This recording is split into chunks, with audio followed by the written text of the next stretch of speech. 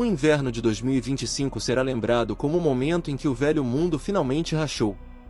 Depois que Donald Trump retornou ao Salão Oval naquele janeiro e assinou seu abrangente decreto tarifário no início de abril, todas as artérias comerciais que antes alimentavam o planeta pareceram se fechar da noite para o dia.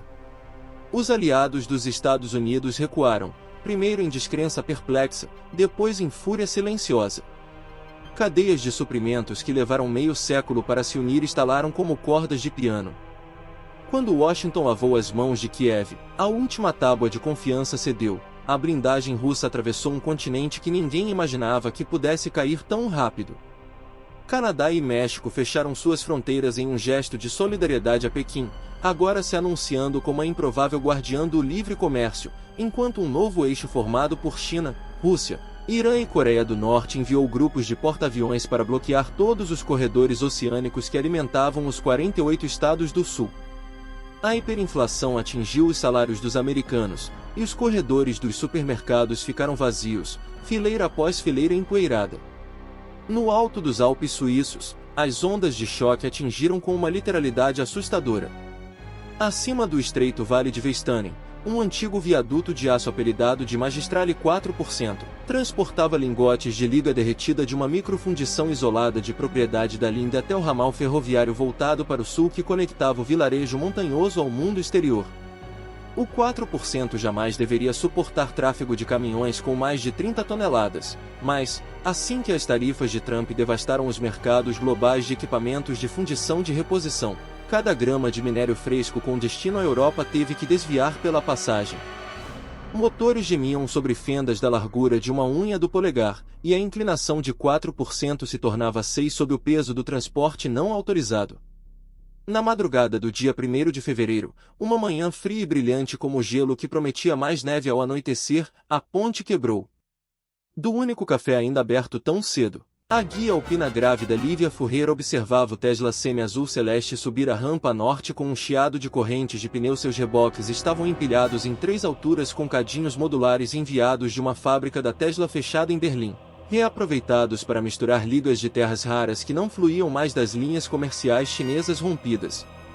Lívia mastigava um croissant velho, tentando controlar o apetite para superar o enjoo matinal que se instalara em seus ossos como fumaça fria, quando um tremor sacudiu seu pires de porcelana. Ao segundo tremor, ela olhou para fora, bem a tempo de ver uma fissura escura cortar o ponto médio do viaduto. Ligamentos de aço vibraram. Metade do Tesla caiu, de nariz, em uma chuva de faíscas. Os reboques caíram com um estalo como contas em um cordão cortado. 2 segundos depois, a ponte inteira se dobrou, o semi sua carga desaparecendo em um caldeirão de neve pulverizada e cascalho. O som não ecoou, parecia drenar o ar do vale. Ao pôr do sol, a destruição já havia sido contabilizada em detalhes sombrios. A vila, erguida sobre seu afloramento de rocha ígnea, estava destruída. O antigo funicular que outrora ligava Vestanen à planície costeira abaixo ainda existia, mas apenas em teoria. Havia sido desativado décadas antes, quando a rede de túneis financiada pelo UBS assumiu o transporte de cargas. Aqueles túneis eram agora um labirinto de gelo e escuridão. Pior de tudo, meteorologistas que acompanhavam os sensores de avalanche alertavam que uma laje do tamanho de uma catedral estava se arrastando pela encosta nordeste, lenta, silenciosa, inevitável. Quando ela se soltasse, rios de gelo e pedra apagariam todas as construções no fundo do vale. A prefeita, uma banqueira de língua fechada chamada Gabrielle Echan, que havia abandonado um escritório de canto do UBS para se dedicar à política nas montanhas, convocou uma reunião de emergência no salão paroquial destruído. Restavam menos de 400 habitantes, muitos dos mais jovens já haviam fugido da zona do euro em colapso para empregos em Shenzhen ou nos territórios do protetorado russo. Os aldeões restantes, queijeiros, maquinistas, guias sazonais e um punhado de trabalhadores experientes em túneis, olhavam para Gabrielle como se ela pudesse reverter a própria gravidade. Ela pigarreou em meio ao ronco de um aquecedor a diesel. Temos exatamente 24 horas, disse ela, antes que a temperatura suba 3 graus e a laje desça. Nossa única chance é o funicular. Um murmúrio de descrença percorreu a multidão. Lívia pressionou a palma da mão contra a barriga. O bebê se agitou. como se sentisse o peso do ambiente. Gabriele levantou um diagrama desbotado. A rota dos cabos permanece intacta. Os motores, não. Precisamos de potência, contrapesos, distância entre os trilhos, e um motorista que se lembre dos interruptores que não acionamos desde os anos 80. Foi então que uma figura frágil surgiu perto do fundo. Otto Barks, o último mestre dos túneis, ombros curvados por 70 invernos e centenas de noites respirando gases de diesel sob as passagens. As lâmpadas pintavam seu rosto com penhascos de cobre e sombra. Eu me lembro, disse ele, com a voz tão baixa quanto o tic-tac do radiador. Mas nós desmontamos o dínamo principal. Derretemo-lo para peças de emergência há 5 anos. Os nervos à flor da pele. Alguém xingou a Tesla por abandonar a rede elétrica europeia. Outra rezou baixinho.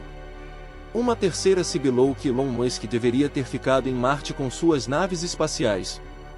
Lívia sentiu uma súbita clareza atravessar sua náusea. Temos motores extras, disse ela, surpreendendo até a si mesma.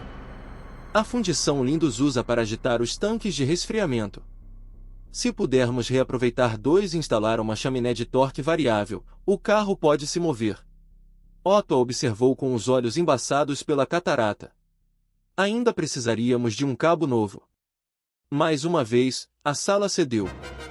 Cabo novo significava que a malha de titânio seria enviada de Roterdã, impossível sob o bloqueio. Não necessariamente, respondeu Lívia. Os guindastes de túnel do BS usam guinchos de aço temperado. Nós emendamos segmentos, soldamos escalonadamente, adicionamos mangas de tensão. E reze para que a emenda aguente por uma viagem, concluiu Otto, com uma faísca de má vontade se acendendo em seu olhar. Mas precisaríamos de soldadores, oxicorte, um gerador portátil e pelo menos 20 voluntários. Gabriele encontrou os olhos do velho, depois os de Lívia. Vamos fazer isso. Começando agora. A noite escorria pelos picos em faixas magentas escurecidas. Holofotes ganhavam vida ao redor da estação abandonada do funicular, seus fachos esculpindo colunas de neve rodopiante. A primeira equipe, o queijeiro Irish Bader e suas filhas gêmeas, seguidos por 2 refugiados de Lausanne, de cabelos negros, que trabalhavam em software, transportava tanques de acetileno pelas escadas escorregadias de gelo que se curvavam ao lado dos trilhos. Espuma vazava das válvulas, fantasmagórica sob o brilho.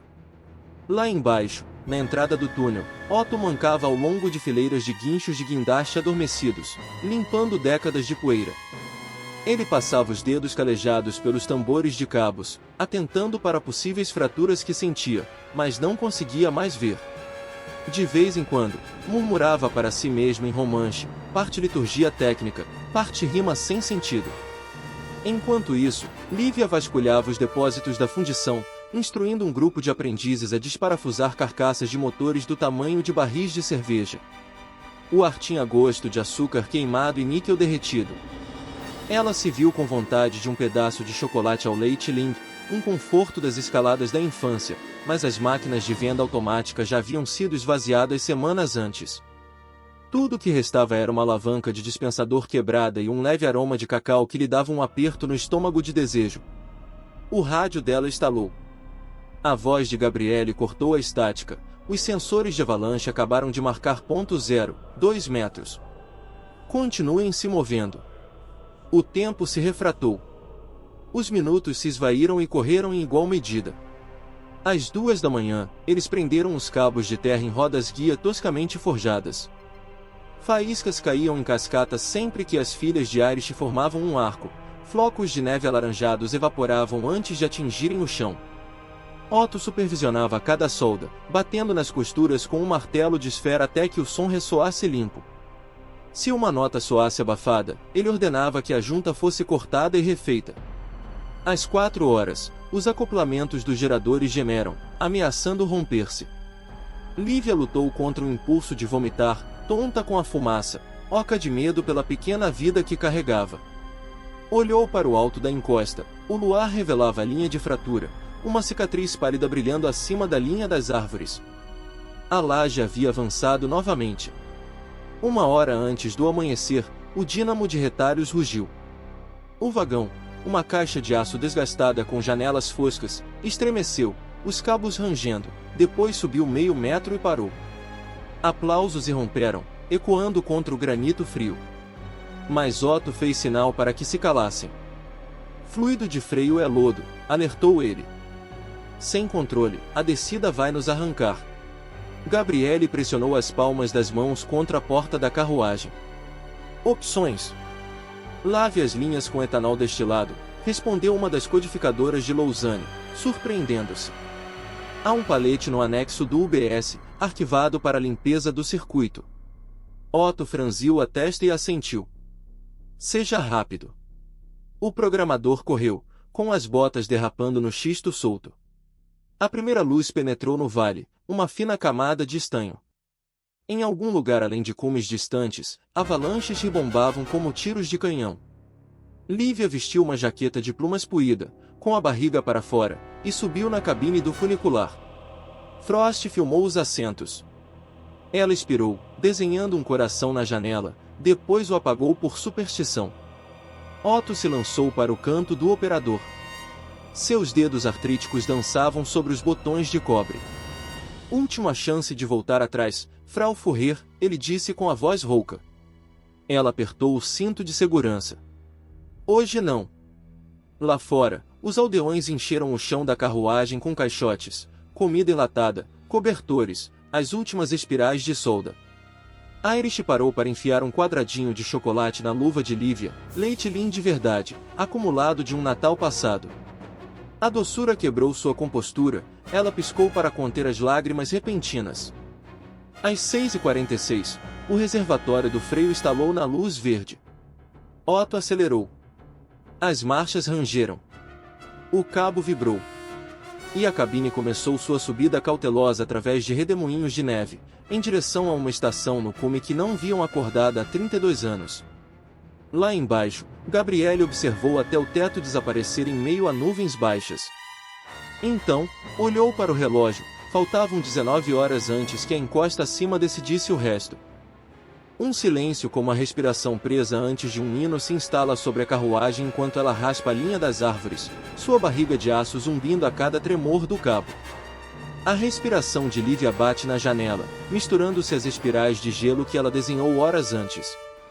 Otto murmura para si mesmo, calculando curvas de torque, relembrando limites de torque rabiscados em margens de livro-razão que o mundo esqueceu. Atrás deles, o vale reco em câmera lenta, telhados se reduzem a caixas de fósforos, a ponte desabada se torna uma faixa intacta de neve escondendo vigas retorcidas e o chassi estilhaçado do Tesla Semi. Lá dentro, lanternas a diesel balançam. Irish Bader anda de um lado para o outro, sentindo as vibrações do cabo através das solas das botas, sua intuição de queijeiro para microfraturas em caldeirões de cobre agora reaproveitada para aço. Ele deixa impressões digitais gordurosas na embalagem de chocolate que Lívia guardou no bolso.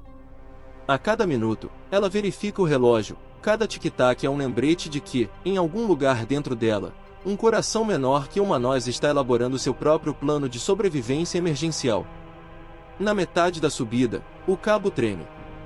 Um ruído metálico estridente ricocheteia no teto do vagão. Otto se encolhe. Emenda frouxa, ele sussurra. A cabine se inclina um dedo antes de recuar. Um coro de suspiros. Lívia aperta a barriga com a mão, o bebê responde com uma cambalhota. Fale comigo, Otto, ela diz, forçando a calma. A capa externa, ele responde, estreitando os olhos.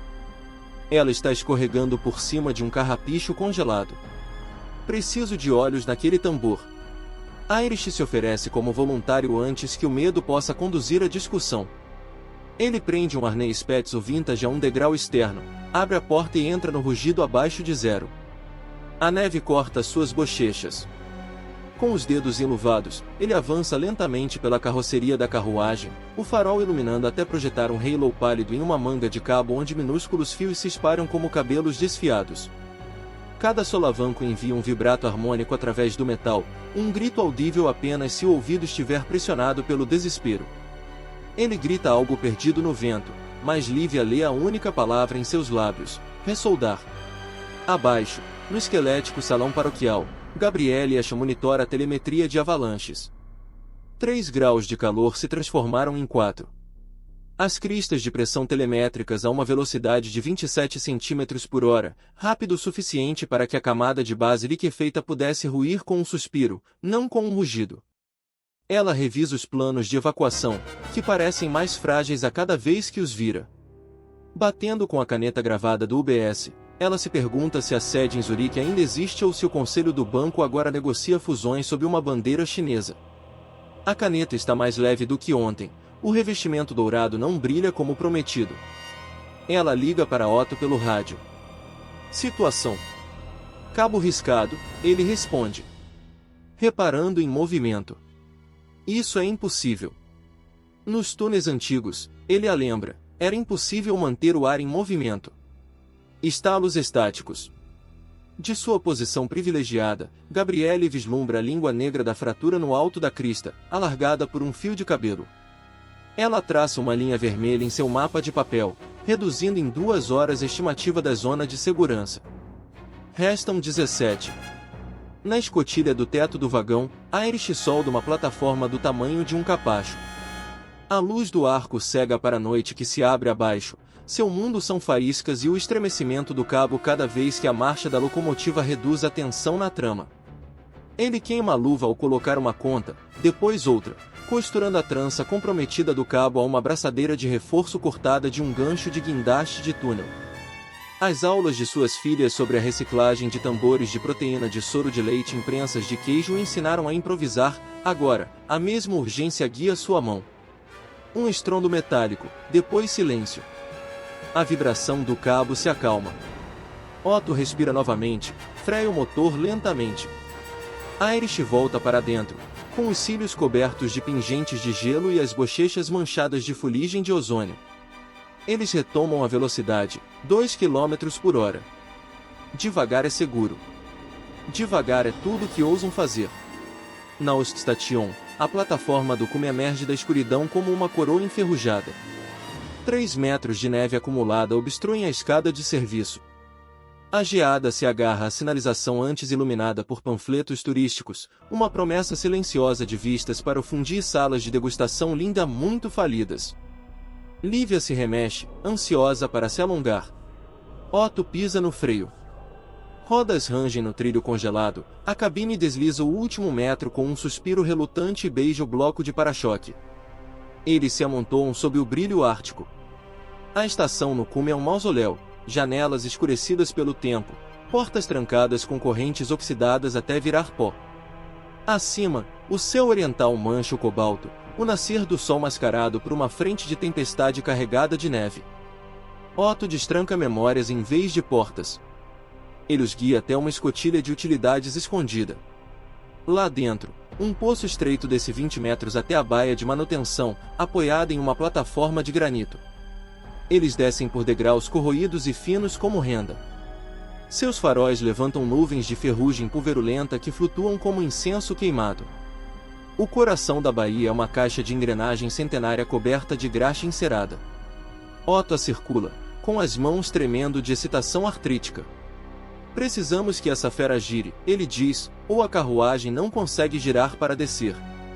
Mas o lubrificante congelou. As correias estão frouxas. O barramento de energia, antes alimentado por um gerador a diesel, está rompido. O combustível foi desviado anos atrás para o funcionamento do Soulcat. Trouxemos os módulos da Tesla, lembra-lhe Lívia.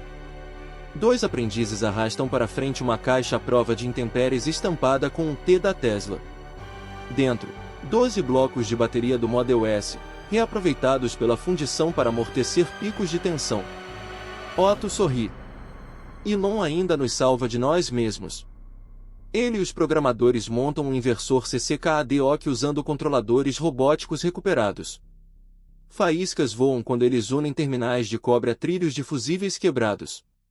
O primeiro tijolo vibra, fitas de LED piscam anemicamente antes de se estabilizarem em verde. Otto liga o disjuntor mestre. A caixa de engrenagens geme, e então gira um grau. Algo profundo chocalha, a fadiga do metal anuncia seu ultimato. Eles ajustam a corrente. O próximo surto convence a roda a dar meia volta. A graxa se liquefaz sob persuasão mecânica.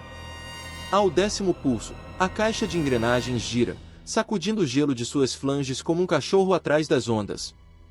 Pronto para girar, declara Otto, com a voz carregada de triunfo e catarro.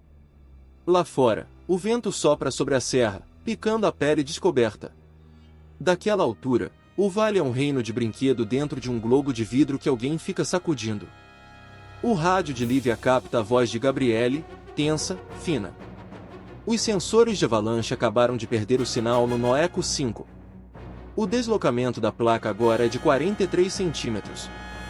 Podemos acelerar a evacuação.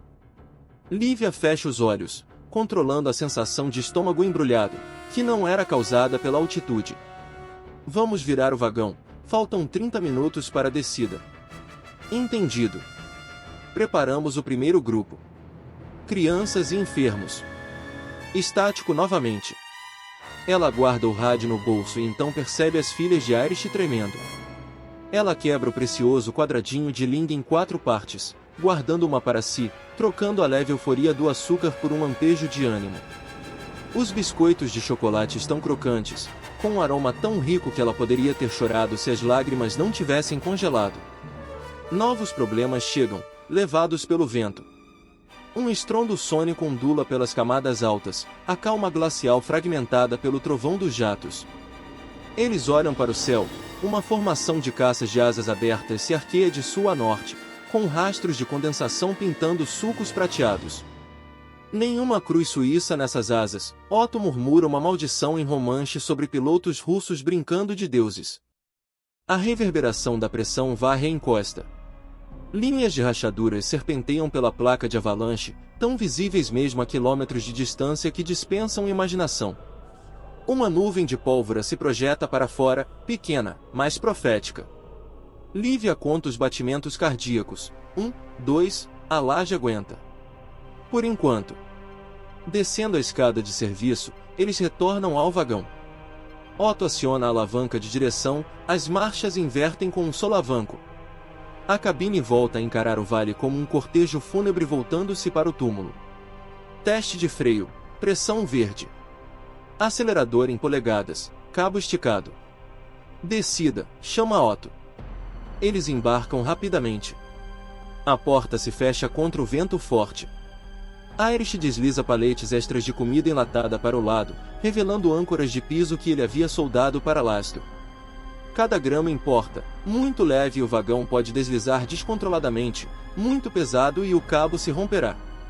Otto ajusta os cálculos de lastro com giz no console, uma enxurrada de divisões longas que ignora a precisão do computador em favor da memória muscular. A carruagem avança lentamente. O pulso de Lívia sincroniza-se com o chiado hidráulico. 1 quilômetro adiante, um monte de neve obstrui os trilhos. Eles têm maçaricos de corte, mas não têm tempo. As filhas de Irish se voluntariam novamente. Atreladas, elas se empoleiram na plataforma da proa, com as oxílabas empunhadas como lanças medievais. Faíscas se espalham em arcos, cavando sulcos em acreção gelada. Pedaços despencam em ravinas escuras. A carruagem avança, ganhando metros. Atrás, o eco do estrondo sônico retorna, multiplicado. Um rugido, baixo, primitivo. Lívia se vira, espia pelo vidro traseiro, paredes brancas se destacam da encosta da montanha, dobrando-se sobre si mesmas em dunas ondulantes de entropia. A avalanche começou. Não é um exercício, ela pensa. É o cronômetro chegando a zero. A laje se abre, ganhando massa, um leviatã branco deslizando pelo flanco, engolindo árvores, pedras e galpões. A última estimativa de Gabriele, 17 horas, evapora em mito. Dentro do vagão, telefones vibram com alertas de emergência de um servidor da Proteção Civil Suíça, que pode ou não ter energia. Otto acelera. O cabo canta, enrolando-se à medida que a gravidade dá impulso. As filhas mergulham para dentro, com as tochas apagadas por sua própria corrente de ar. A poeira da neve as alcança, atingindo as janelas com grãos como chumbo grosso. Freia as janelas, avisa Otto. Se a deriva encher as saídas de ar, a gente sufoca. Irish quebra uma grade de ventilação com uma alavanca. O ar gelado invade a cabine, mas eles conseguem respirar. A descida torna-se violenta. Segmentos de emenda gritam, a solda que Irish fez há uma hora brilha com o calor da fricção. Lívia sente contrações, falsas ou induzidas por estresse, que ela não consegue discernir. Ela se concentra na batida do pulso do bebê, semelhante a um taco, contra a palma da mão, calibrando sua própria coragem. A carruagem sacode para o lado quando uma rocha enterrada se move sob o trilho. Parafusos de aço inoxidável se rompem, 2, talvez 3. Um guincho metálico rompe a calmaria. Uivos metálicos estridentemente intensificam o tom. Otto aciona o freio auxiliar, a alavanca se quebra em sua mão, metal fatigado como giz. Nós vamos superar isso, ele grita. No vale, Gabriele vê a lanterna do funicular, um vagalume solitário descendo à frente de uma torrente. Ela ouve, em algum lugar no caos, as caixas registradoras digitais de uma agência desaparecida do UBS somando saldos imaginários. Ela digita na torre de transmissão, todo o pessoal restante, para os abrigos. Funicular chegando quente. Aldeões se apressam. Mães amontoam crianças em túneis iluminados por faróis Tesla recuperados, conectados a baterias solares, dos quais Elon se gabou durante uma palestra em Zurique 5 anos antes. Vacas são desamarradas e jogadas em direção a terraços nas encostas, onde muros de contenção poderiam poupá-las. Um touro teimoso se recusa, o tipo de recusa que outrora inspirou a independência da Suíça e agora ameaça a extinção. Trovões nevados se erguem, engolindo pensamentos. Gabriele se ajoelha, sussurrando promessas que ela duvida que o céu ainda audite. O vagão irrompe da curva final em uma saraivada de faíscas. Aros de aço trituram os trilhos, abrindo cicatrizes derretidas. Otto sacrifica o dínamo, sobrecarregando as bobinas até que elas travem. As rodas chiam, saltam, derrapam. Um tremor hercúleo joga todos para frente, o ombro de Irish bate em uma viga, Lívia morde o lábio, sentindo gosto de cobre. A cabine para 15 metros do para-choque da estação inferior. Um segundo depois, a avalanche detona o vale, soterrando o salão paroquial, o café, as ruínas da ponte, tudo que não estava escondido dentro dos túneis, sob 10 metros de lama. A onda de choque sacode a carruagem, fazendo-a perder as molas.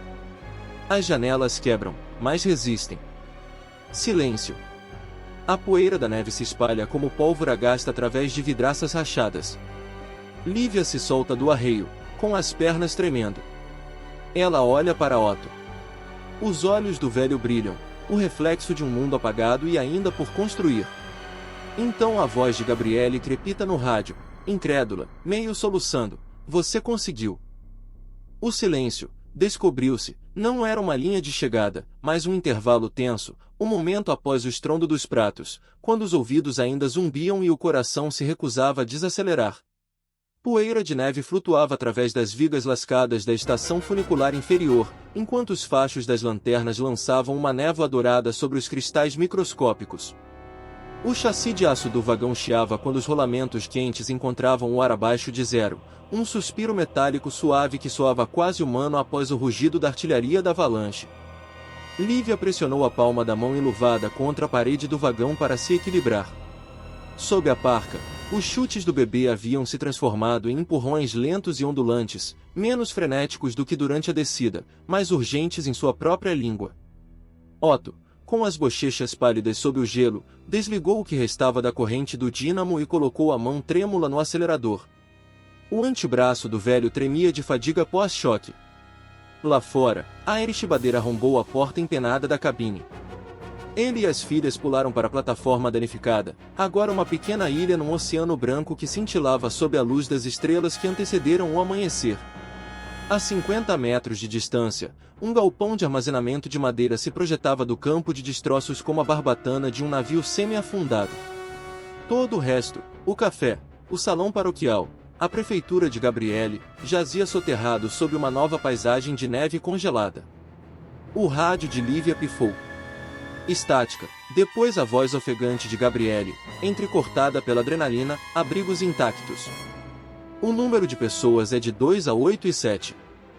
saídas de ar obstruídas, baterias com pouca reserva. Precisamos de resgate antes do anoitecer. O anoitecer estava a apenas 12 horas de distância. Liv apertou o microfone. A carruagem sobreviveu. A pista está praticamente livre atrás de nós. Podemos ir. Otto ergueu os olhos cansados. Podemos, já. Mas os parafusos de lastro estão quebrados e a manga do cabo está em brasa. Mais uma corrida com carga total pode destruí-la. As filhas de Irish trocaram olhares, desistir ou arriscar. Mas as opções em caso de desastre se resumiam a um único fio condutor. Elas escolheram arriscar. O sol nascente encontrou os 5 navegando por uma trincheira que eles abriam através dos destroços da avalanche. A cada segundo raspar da pá, corria o risco de desencadear novos deslizamentos a partir de saliências ainda em sedimentação. O calor da aldeia soterrada derretera bolsões sob a poeira. Ocasionalmente, uma bota perfurava a crosta, criando um vazio de ar gélido que cheirava a poeira, diesel derramado e lascas de cedro. Chegaram à entrada do túnel, onde os aldeões se amontoavam, respirando como fumaça de festival. O casaco de lã de Gabrielle estava rasgado e manchado de fuligem. Ela passará a fúria da avalanche conduzindo famílias atrás de anteparas de emergência projetadas para impedir deslizamentos de terra, mas nunca testadas contra a fúria total da montanha. O logotipo do UBS ainda brilhava em seu broche, um brilho absurdo de polimento corporativo em meio à ruína. Liv ofereceu o último quarto do seu chocolate Lindt a um menino chorão cujas luvas eram 2 números menores. Ele devorou-o como um milagre, com manchas marrons riscando suas bochechas. Perto dali, as filhas de Irish distribuíam biscoitos quebrados de suas mochilas de escalada. O racionamento começou antes mesmo da contagem dos suprimentos, pois a escassez não exigia prestação de contas. Gabrielle não perdeu tempo agradecendo. O oxigênio cai toda vez que alguém expira lá dentro. Precisamos circular com os grupos até a superfície, ou a sufocação vencerá a hipotermia. Otto apoiou-se numa pá, tossindo o catarro que fumegava no ar gelado. Os parafusos de lastro sumiram. Para evitar que o cabo se desenrole, reduzimos a carga à metade. Isso dobra as viagens, observou Gabrielle. Triplos, corrigiu Irish. Reservamos a última corrida para equipamentos, e espaço para balançar o bebê se ela nascer antes do tempo. Ele acenou com a cabeça para a barriga de Lívia. Ela se preparou para a surpresa que agora parecia inevitável. Semanas antes do previsto, as contrações começaram a ondular com um ritmo enervante. A montanha, ao que parecia, exigia vida nova antes de permitir a passagem. Ao meio-dia, o vagão já havia sido lotado 2 vezes com evacuados, primeiro crianças e enfermos, depois trabalhadores idosos do túnel que se arrastavam em silêncio, agarrando relíquias de família recuperadas, um sino de vaca de latão, um relógio de pêndulo, uma caixa de cedro com um leve cheiro de feno de verão. Cada subida consumia o precioso fluido de freio vazado de um limpa-neve abandonado. Cada descida soltava faíscas enquanto a manga do cabo raspava sua emenda danificada. O velho funicular gemia, mas obedecia, um cavalo de batalha a uma campanha dos esfoladores. Na segunda descida, os gêmeos soldaram uma nova abraçadeira na manga, mas o carbono superaquecido estalou no ar frio e marcou ainda mais o cabo. Os nós dos dedos de Otto ficaram brancos na barra de controle. Uma vida inteira de desastres em túneis o ensinou a reconhecer os atos finais. Ele não disse nada. Engenheiros, como padres, sentem o gosto da extrema-unção na língua muito antes de pronunciá-la. Rumores se espalhavam a cada evacuado. Drones russos foram avistados sobrevoando os vales ao sul de Shur, coletando telemetria em pontes intactas. Dirigíveis de carga chineses estariam preparando entregas de ajuda, caso a Suíça cedesse as garantias de direitos aéreos. Os servidores do UBS em Zurique foram desligados durante a noite, disparando alarmes financeiros globais que nunca soaram porque as próprias redes cambalearam sob a limitação induzida por tarifas. Elon Musk havia transmitido ao vivo sua desgastada transmissão da sala de guerra Starlink, prometendo um comboio de ambulâncias Cybertruck autopilotadas, mas ninguém pôde confirmar se o comboio havia se movido 1 centímetro além dos arredores de Milão, sufocados pela neve. Liv absorvia as fofocas como se fossem estática, mas mantinha a atenção no cabo. A cada batida da roda contra a emenda, seu abdômen se contraía. A filha mais velha de Irish, Greta, notou sua contração, pegou uma trufa Lindt meio derretida do forro do casaco e a colocou na palma da mão de Lívia. Para energia rápida, disse ela, piscando para afastar o medo. Lívia sorriu, quebrou um caco e deixou o açúcar se dissolver em sua língua como uma pequena promessa de que algo doce ainda existia fora da catástrofe. No final da tarde, nuvens cinzentas carregadas de neve acumulavam-se sobre os picos. Eles embarcaram no terceiro grupo, 90 pessoas, a maioria pais que se recusavam a embarcar até que as crianças estivessem seguras. Os cálculos de peso oscilavam no máximo.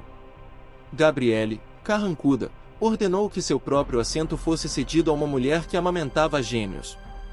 Ela seria a última a embarcar, insistiu, os líderes devem isso a ela.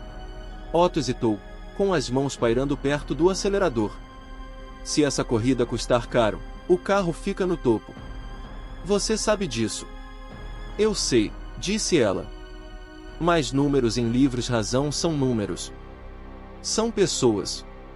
Ela bateu a caneta UBS na porta da carruagem, como se estivesse sinalizando para a própria montanha para garantir a passagem, então recuou para a neve rodopiante.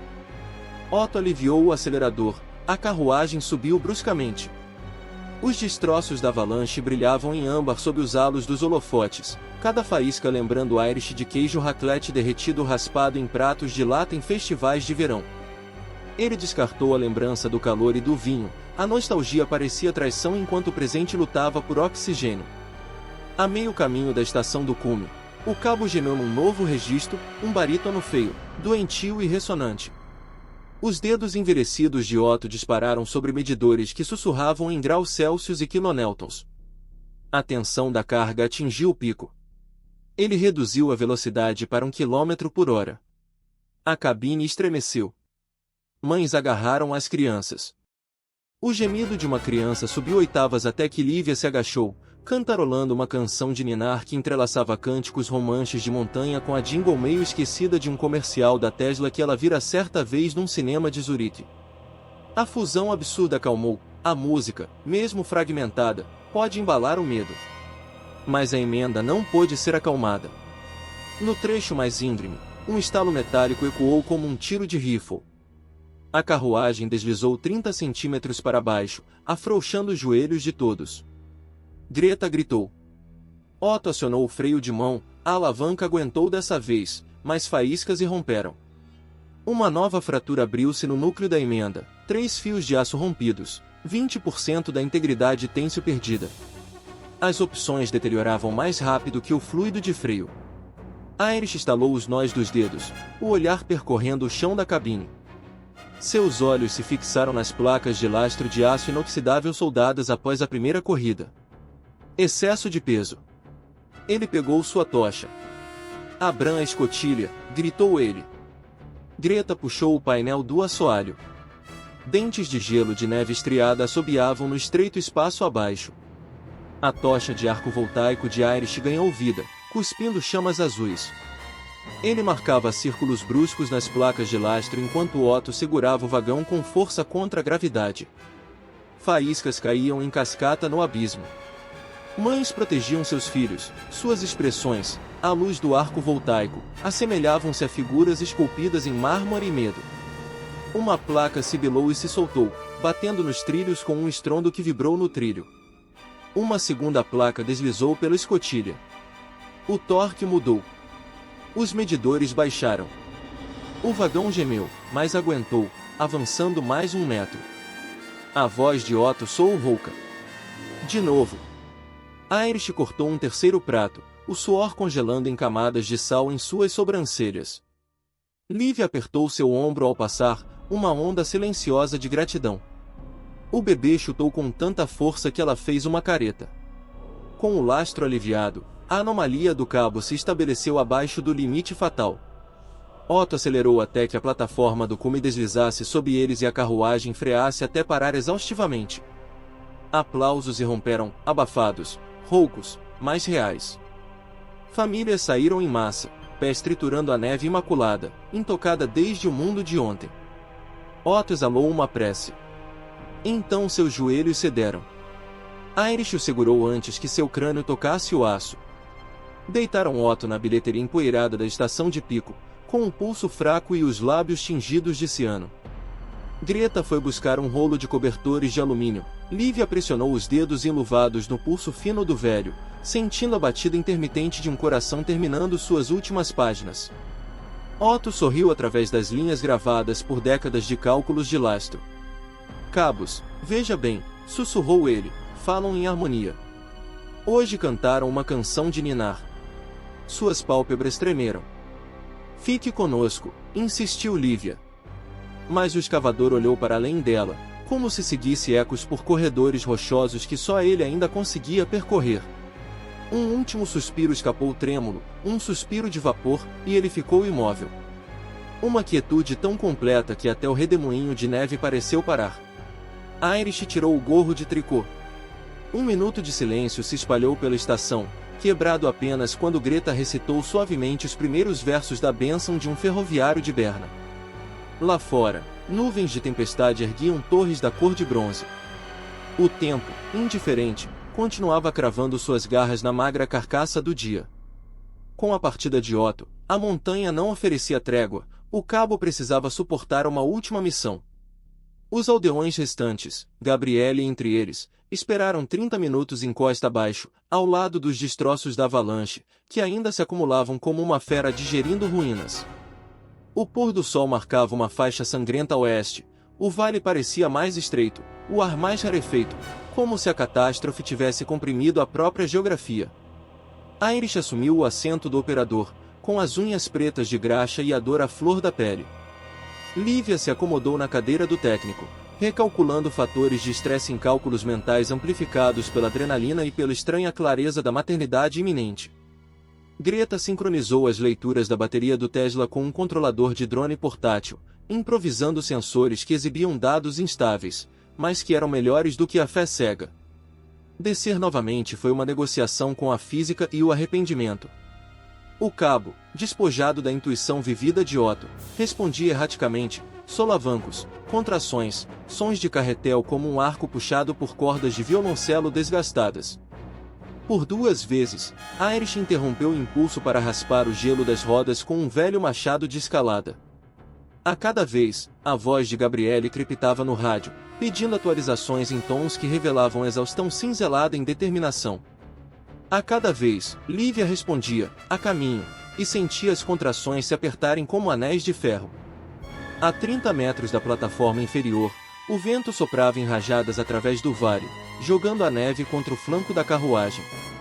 A neve se desprendeu, mas uma pedra do tamanho de um punho escondida nos escombros estilhaçou uma janela lateral. Vidros tilintaram. Ar gelado entrou em tempestade. Irish praguejou, lutando contra a alavanca. O cabo, quase cedendo, guinchou em protesto. Lívia apoiou as botas nos suportes do console e observou os medidores de pressão atingirem a linha vermelha. Se a emenda se rompesse naquele momento, o vagão despencaria pelos trilhos quebrados e se cravaria na parte inferior da avalanche, relíquias enterradas ao lado do Tesla Semi. Ela tomou uma decisão com uma serenidade surpreendente. Ela desamarrou o cinto de segurança, arrastou-se até a janela quebrada, inclinou-se para fora e examinou a manga com um holofote portátil. As marcas de fratura se aprofundavam a cada batida do coração. Irish, disse ela calmamente, ficaremos sem cabo em 20 segundos. A retificação reversa dura 10. Depois disso, deixe a gravidade terminar. Você vai bater no para-choque. Ela balançou a cabeça. Nós perdemos velocidade raspando trilhos, os ímãs que você raspou dos cadinhos da Tesla embaixo do carro, acione-os. Os olhos de Irish brilharam de compreensão. Ele acionou um interruptor. Conjuntos de ímãs de neodímio recuperados se encaixaram em trilhos de ferro. Faíscas irromperam, supernovas em miniatura de cor laranja. O vagão desacelerou, o metal rangendo alto o suficiente para destruir os nervos. Gabriele, observando da entrada do túnel, viu as faíscas jorrando e pensou que o mundo estava pegando fogo. 4 metros, 3, 1. A carruagem bateu com força no bloco de proteção, o ressalto absorvido pelo último alargamento do freio. Os cabos se afrouxaram atrás, vibrando como cordas de harpa dedilhadas, inteiras, inacreditavelmente, ainda inteiras. As portas se abriram, Gabriele embarcou, com os olhos marejados de lágrimas e alívio. Encontrou o assento vazio de Otto, notou a mortalha sobre uma figura no chão e entendeu a troca que lhes garantiu a passagem. Sem palavras. A neve engrossava, a frente de tempestade engolia o pôr do sol com mandíbulas escancaradas. O funicular, exalando vapor com cheiro de graxa, tinha apenas uma viagem restante, uma subida ao cume levando Gabriele, Irish, Greta, Lívia e os últimos sobreviventes. Mas as contrações de Lívia agora mediam 7 minutos de intervalo, diminuindo rapidamente. Greta dobrou um cobertor extra em um estrado no chão do vagão. Gabriele se ajoelhou, com a caneta do UBS esquecida atrás da orelha. Vamos esperar até você se estabilizar. Não há demora, rosnou Lívia com os dentes cerrados, suor e neve disputando o território em sua testa. Se esperarmos, a tempestade prende todos. Cavalgamos. Damos a luz em movimento. Irish trocou um olhar com Gabriele, a incerteza se transformou em teimosia renovada. Ele acelerou os motores, faíscas iluminaram o crepúsculo. À medida que a carruagem começava a subir, as baterias de Tesla zumbiam sob o esforço, os motores gemendo como violoncelos distantes. A neve se agitava na poça âmbar dos faróis. Lívia agarrou as mãos da filha de Irish, a dor esculpindo novas constelações atrás de suas pálpebras. Gabriele contava as respirações como um metrônomo, sua cadência polida de banqueira surpreendentemente suave. Eles se elevaram em direção à escuridão, o cabo cantando seu lamento sobrecarregado, enquanto a vida dentro de Lívia batia em portas de ossos e músculos, ávida por se abrir. Lá fora, luzes de drones tremulavam no horizonte, desconhecidas, talvez hostis, talvez salvadoras. Lá dentro, a existência comprimida em ritmo primitivo, o cabo gemia, a respiração sibilava, o coração batia, a onda de contração. Montanhas engoliram a carruagem, mas dentro de seu casulo de aço, o futuro insistia em seguir em frente. O vento castigava a carruagem com rajadas de ar congelado tão brutais que a estrutura de aço ressoava como um tímpano. Flocos de neve, afiados pelas correntes ascendentes do furacão, raspavam a tinta e a pele. No entanto, dentro da cabine apertada, o único clima que importava era a tempestade de pulso que se comprimia na espinha de Lívia. Cada contração coruscava, calor sob o gelo, bloqueando todas as outras sensações até que o mundo, a montanha e a guerra se fundiram em um único ponto incandescente atrás de seus olhos. Irish acelerou, 1/4, metade, 3/4, dirigindo com luzes piscantes alimentadas por matrizes de blocos de Tesla agora no vermelho. Greta monitorava as leituras de tração em seu drone danificado. O cabo danificado pairava 1 kN abaixo do limite de ruptura, vibrando tão violentamente que o gráfico se transformava em uma mancha vermelha. Cada trepidação reverberava pelo chão, fazendo chacoalhar latas de leite condensado e os parafusos de lastro quebrados ainda soldados perto da escotilha. No canto, jazia o gorro de lã de Otto, dobrado com cuidado, um oráculo silencioso lembrando-os de que a montanha exigia pagamento adiantado.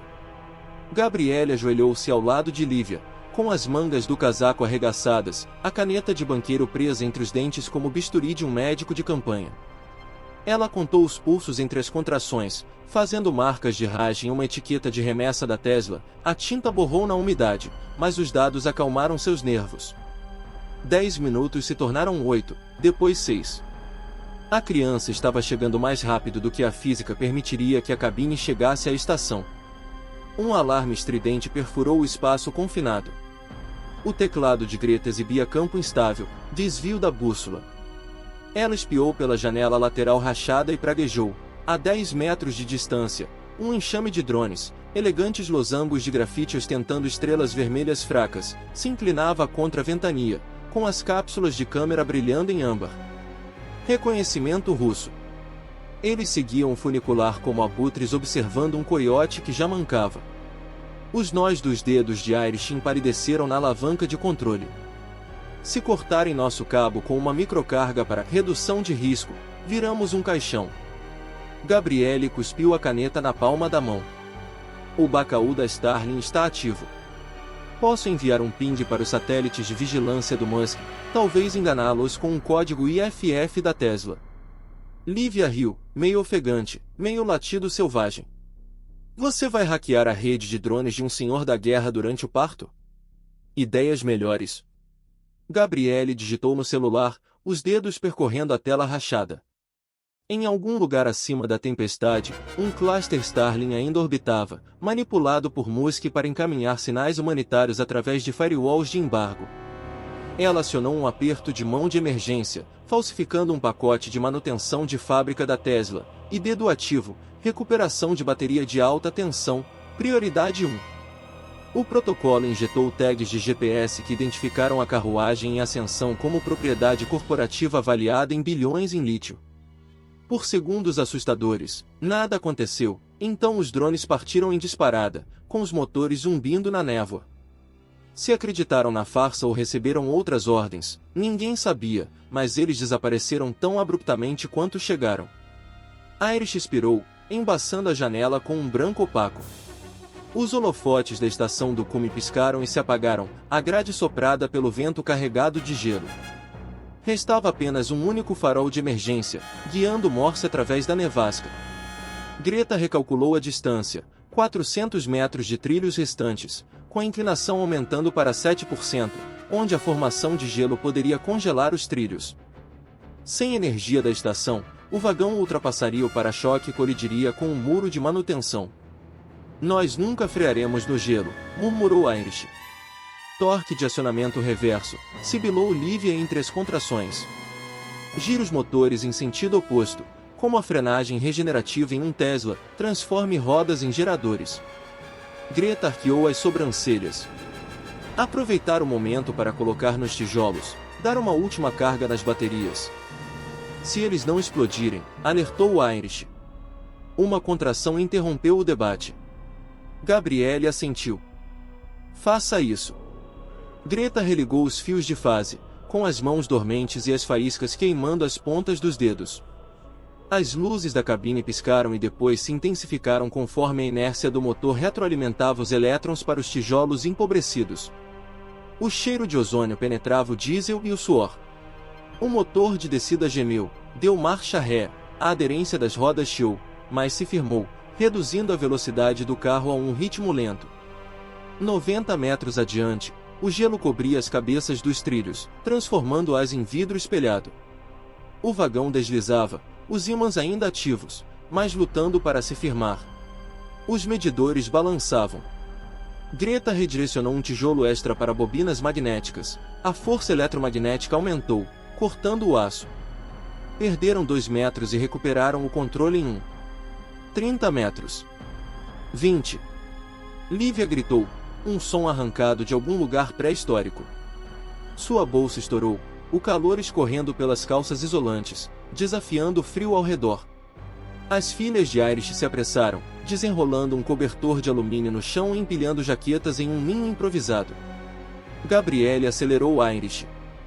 Pouse-a, ela ordenou, então se ajoelhou e guiou Lívia até o catre.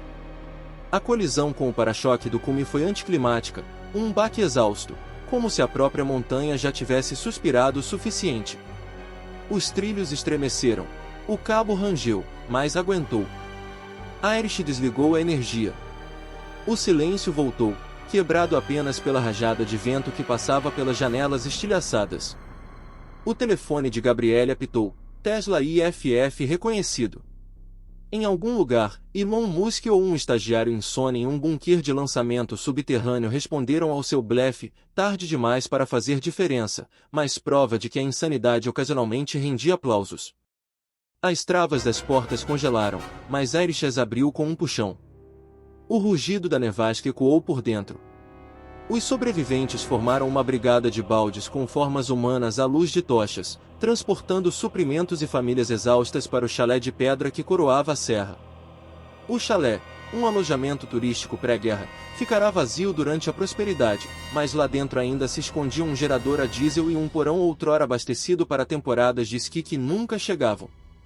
O UBS financiou sua construção décadas atrás. Agora, ironicamente, seu ex-diretor obcecado por livros contábeis se abrigava ali, atrás de muros de madeira. Gabriele e Greta se concentraram em um tipo diferente de chegada. Elas acomodaram Lívia no catre na varanda do chalé, com as janelas fechadas com tábuas contra o gelo dos estilhaços. Lanternas as circundavam com halos âmbar. As contrações se sobrepunham, crescendo sem pausas. A postura de banqueira de Gabriele se transmutou em ferocidade de parteira, caneta e prancheta esquecidas. Ela orientou respirações compassadas como amortizações de empréstimos. Greta foi buscar toalhas cobertas de neve para enxugar a testa de Lívia e esterilizar as mãos trêmulas. Lá fora, Irish e o último dos evacuados bateram as portas do chalé, barricando-as com caixas de Tesla. O uivo da tempestade transformou-se em um tamborilar abafado. Ele contou cabeças, todas vivas, respirando vapor. O cabo do funicular atrás deles zumbia sob tensão residual. Em 20 minutos, congelaria irrecuperável. Ele se permitiu um primeiro gole de um cantil de Kirsch, brindando Otto baixinho. O trabalho de parto se transformou em um ritual atemporal, a mais antiga história humana ensaiada no topo de um mundo fragmentado. Lívia percorreu cada contração como um corredor de parede em uma parede rochosa, músculos treinados pela memória de escaladas de cume agora direcionando uma ascensão interior. Dor entrelaçada com medo e frágil admiração. Ela se lembrava do desabamento da ponte, do Tesla semi-caindo como a luz das estrelas no vazio, do guincho dos cabos, do peso morto do ar da avalanche. Todos aqueles momentos reunidos ali, destilados em um único propósito: empurrar. As horas se passaram. O gerador finalmente voltou a funcionar, lâmpadas elétricas acenderam, lançando uma claridade austera sobre cobertores ensanguentados. A neve batia nas janelas em cadência implacável. As gravuras do UBS no cofre fixado na parede brilhavam ironicamente. Lá dentro dormiam francos desvalorizados, lá fora uivava um mundo onde a moeda significava cobertores e leite em pó. Por fim, uma cabeça coroada, uma cabeleira negra como a noite da avalanche. As mãos de Gabriele, firmes como se assinassem uma fusão, guiaram os ombros para a liberdade. Um empurrão final, um grito primitivo, e então a sala explodiu em um novo som, um lamento fino, porém feroz, como o vento do topo da montanha. A vida provava que as tarifas, os drones, as pontes em colapso não haviam sufocado a economia mais antiga de todas. Uma menina, mais ou menos 3 quilos, medidos numa balança de confeitaria linda adaptada. Lívia caiu em prantos, meio risonho. Greta envolveu a criança num lençol de alumínio de emergência. Ele amassava como papel de bala, refletindo a luz da lanterna em facetas douradas. Irish entrou cambaleando, com as bochechas cobertas de gelo, e quando viu a criança, as lágrimas abriram rastros nítidos na sujeira. Qual é o nome dela? Ele resmungou. Lívia olhou para o funicular pela janela fosca, para o cabo invisível, agora ainda cantando na memória. Ottilie, sussurrou ela, diminutivo de Otto, uma referência a túneis e sacrifícios. Um murmúrio de concordância percorreu os sobreviventes exaustos, uma cerimônia de nomeação sem padre ou papelada, selada pela respiração visível no ar frio. A aurora abria caminho por entre nuvens de estanho. A nevasca se transformou em rajadas preguiçosas, silhuetas de montes de neve suavizaram-se sob a luz recém-nascida. Gabriele atravessou a varanda do alojamento arrastando os pés, o telefone via satélite pressionado contra o ouvido, o granizo ardendo em seu rosto. A banda larga do Starlink instalou, ela se conectou a um dirigível de socorro chinês que pairava sobre o lago de Como. O piloto, com as palavras em mandarim tingidas de leve divertimento, confirmou que haviam avistado seu sinal IFF da Tesla e que os drones russos haviam recuado para alvos alternativos, talvez não quisessem atacar um ativo sinalizado como sob recuperação corporativa de Musk. O dirigível tentaria entrar no vale assim que o cisalhamento do vento caísse abaixo dos limites seguros. Gabriele agradeceu-lhe com um breve exercício de mandarim durante os retiros do conselho. Xexi, Vêmen de Junê de BNGZH. Guardou o telefone no bolso e olhou para o vale. Apenas os telhados mais altos rompiam um mar de neve. As colunas cortadas do viaduto projetavam-se como as costelas de um colosso caído. O cabo finalmente cedeu. Com um som metálico distante, partiu-se na junção marcada, chicoteando para o céu antes de desabar sobre o deserto branco. O vagão do funicular, vazio, sem força, deslizou 2 metros, bateu num monte de neve, inclinou-se e ficou imóvel. Um herói morto recebeu descanso póstumo. Dentro do alojamento, os sobreviventes se aglomeravam perto de fogões de ferro fundido, bebendo neve derretida misturada com cacau em pó recuperado de um frigobar limpo quebrado. Baterias Tesla, alimentadas pela coleta regenerativa da noite anterior, mantinham as luzes acesas e os carregadores de celular funcionando. Crianças enterravam os rostos em cobertores que cheiravam a diesel e lã de ovelha, mas ainda assim pareciam luxuosos. Greta projetava no teto uma apresentação de slides de mapas estelares em um drone, distraindo-os com histórias de constelações mais antigas que tarifas e exércitos. Irish vagou de cômodo em cômodo, calculando as provisões, enlatados para 3 semanas, 10 dias se o apetite voltasse. Mais rações de paládio para dirigíveis estavam a caminho, e o comboio de Musk sinalizava progresso através do passo de São Gotardo, faróis autônomos rastejando como vagalumes por curvas fechadas, livres de avalanches. Pela primeira vez, as promessas tremeluziam, tangíveis como brasas no fogão. Gabriele entrou trazendo notícias, os aplausos se agitaram e depois se acalmaram, a humildade poupou a alegria. Ela se aproximou da cama de Lívia. Ottilie dormia, com o pequeno punho preso ao dedo de Lívia. Os olhos da nova mãe brilhavam azul claros de exaustão e algo mais feroz, esperança não misturada com medo. Gabriele pousou sua caneta UBS na beira do cobertor. Para suas futuras notas promissórias, brincou ela baixinho. Lívia sorriu. Diga a Zorik para aceitar fiadores de menos de 7 libras. Lá fora, a luz do sol rompia uma barreira de nuvens, espalhando ouro pelos Alpes escarpados. Reflexos de Fresnel dançavam nos trilhos quebrados, nas carcaças de baterias de Tesla, em um único quadrado de chocolate embrulhado em papel alumínio que Greta havia colocado no parapeito da janela como um agradecimento silencioso. A montanha respondeu com brilho. Ninguém falou quando o primeiro dirigível apareceu, uma baleia branca planando sob a base das nuvens, com uma insígnia vermelha e amarela brilhante como uma lanterna. Seus motores pulsavam suavemente, prometendo evacuação, leitos hospitalares, talvez até pão fresco. Sobreviventes se aglomeraram para limpar os montes de neve, agitando lonas, sinais em mosaico com plástico de caixa de Tesla. Lívia puxou Ottilie para mais perto, com o coração batendo em sincronia com o zumbido da turbina. As filhas de Irish abriram as portas do alojamento, o ar quente exalando na manhã ainda fria. O feed da Starlink de Musk zumbia, drones médicos chegando com previsão de chegada a 15. Em algum lugar no Texas ou em uma plataforma do Pacífico, código compilado para redirecionar destinos. E bem acima da cicatriz do viaduto, um drone solitário, com a marcação russa apagada, circulou uma vez e então desviou, sua câmera enviando nada além do ofuscante sol alpino.